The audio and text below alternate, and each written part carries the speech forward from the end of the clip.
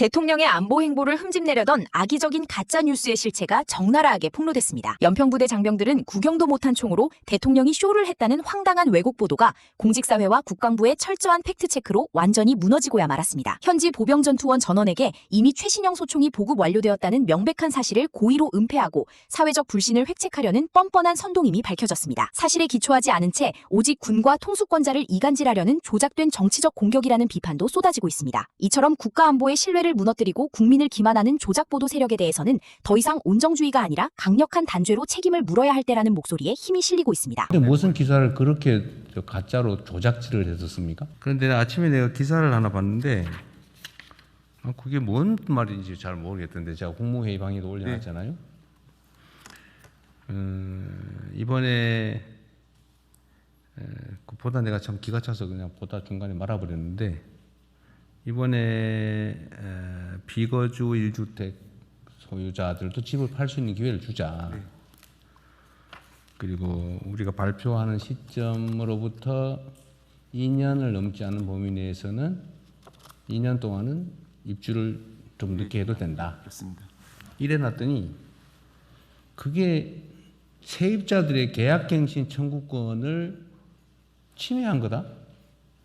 뭐 이런 식으로 써놨던데 그게 말이 되는 소리예요? 전혀 사실이 아니기 때문에 임대차보호법상 아니 그건 당연히 세입자의 권리고 2년 지나도록 아직 기간이 갱신을 하게 되면 세입자 살 사람이 못 사겠지. 예, 그렇습니다. 세입자 동의를 안 하면 동의를 해야 줄일 수가 있는 거지. 세입자의 갱신 청구권은 그대로 유지되는 거잖아요. 네, 그렇습니다. 법에 의해서 그런데 무슨 기사를 그렇게 가짜로 조작질을 했었습니까?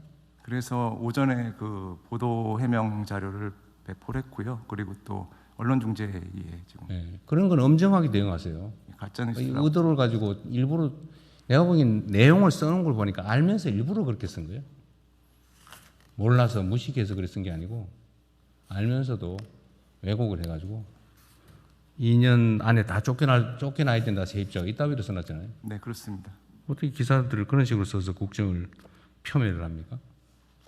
왜 그러는가 모르겠어. 부동산 투기하는 집단인가.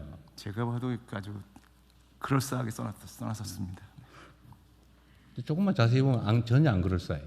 네. 명백한 조작 왜곡이라서. 어쨌든 그런 이 국가 정책을 왜곡하고 호도해가지고 뭔가 다른 목표를 이루려고 하는 경향들이 일부 있어요. 특히 부동산 투기는 그래요.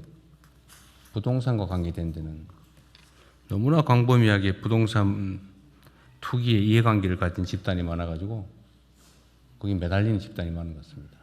그러니까 중심을 잘 잡고. 며칠 전에도 그 매물이 나왔는데 그거를 중국인들이 다 금매를 다 들어갔다는 그런 매체인가 샀다고 하는 것도 그것도 거짓말이었다면서요. 완전 거짓말입니다. 그 왜 그런 식의 거짓말 기사를 쓰는 거예요, 도대체? 통계 자료를 자세히 보면 다 나오잖아요. 이게 외국인 총거래량이라면서요. 예, 그렇습니다. 그 중국 혐오증 뭐 이런 거 유발하려고 일부러 그러는 거죠. 근데 그런 건 어떻게 그 법무부에서 보면 그건 처벌 대상 아닙니까? 명백하게 가짜 뉴스 쓰는 거? 처벌 조항 없나요? 네, 그 점에 대해서 뭐 사실관계가 그러니까 좀 기존에는 명예훼손과 뭐 모욕 등 기존 형법으로 처벌을 해 왔었는데요. 가짜 뉴스 대응 관련해서는 그것을 처벌하기 위한 정보통신망법상 처벌하기 위한 법안이 작년 가을에 국회에서 통과된 것으로. 그건 이제 배상에 관한 거고 형사처벌은 그 전기통신사업법인가 뭐 거기에 그 가짜 뉴스, 가짜 정보를 흘려가지고 공공의 질서에 뭐 피해를 입히거나 이러면 처벌하게. 옛날에 그냥 가짜 뉴스를 유포하는 것 자체를 처벌하다 위헌 판결이 났고 그걸 내가 알기로는 법률 개정을 했는 걸로 아는데 이렇게 명백하게 언론이라는 기사라는 이름으로 허위를 유포해서 정책 혼선을 주는 건 처벌할 수 있지 않나? 아니 뭐 검토 한번 해봐 주세요. 예, 그 부분에 대해서 말씀드리겠습니다. 뒷부분에 민정. 네네.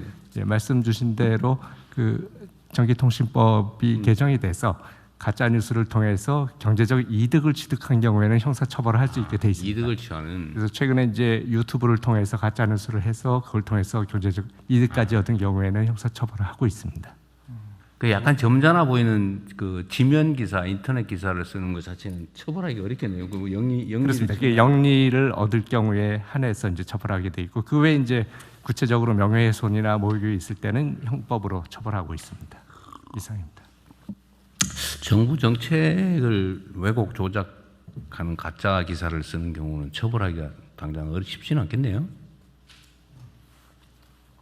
하여튼 그 관련 부처들이 네. 저 정정보도 청구를 하든지 뭐 반론보도 청구를 하든지 해서 이런 거 확실하게 책임을 물으세요. 그냥 나중에서도 한참 지난 다음에 그러면 그 제목 고쳐줄게 이래가지고 또 대충 넘어가잖아요. 저희 직원들이 아주 굉장히 어렵게 만든 정책을 한순간에 망가뜨리는 거기 그러니까요. 때문에 적극적으로 대응해야 된다고 생각하고 있습니다. 그것도 얼마나 고민해서 만든.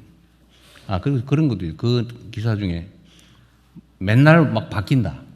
뭘 바뀌기는 똑같은 거죠. 예를 들면 이 발표하는 시점으로부터 2년을 허용해 준 거잖아요. 네, 맞습니다.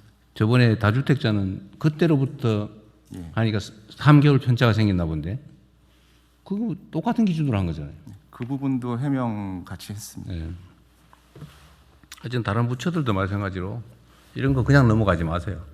열심히 일해가지고 정책 결정해서 해놓으면 그걸 이상하게 왜곡 조작 보도해가지고 혼선 일으키고 또 시장에 나쁜 신호 주고 아주 못된 사람들이에요. 네, 다음 가십시다. 예, 해양수산부입니다. 먼저 쇼츠 영상을 보시겠습니다.